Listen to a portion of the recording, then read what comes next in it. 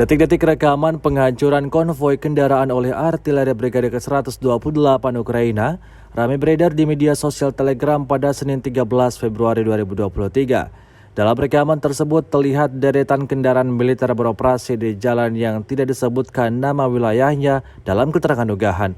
Selang berapa lama ledakan dahsyat tiba-tiba terjadi di jalan tersebut, mengakibatkan sebagian kendaraan militer Rusia hancur akibat serangan artileri militer Ukraina seperti yang terlihat dalam rekaman. Imbas dari ledakan ini membuat angkatan bersenjata Rusia alami kerugian besar.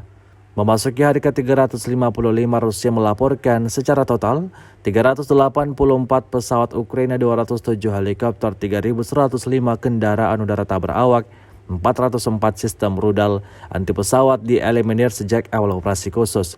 Dari kubu Kiev, Kementerian Pertahanan Ukraina melaporkan 900 tentara Rusia dieliminir dalam 24 jam terakhir.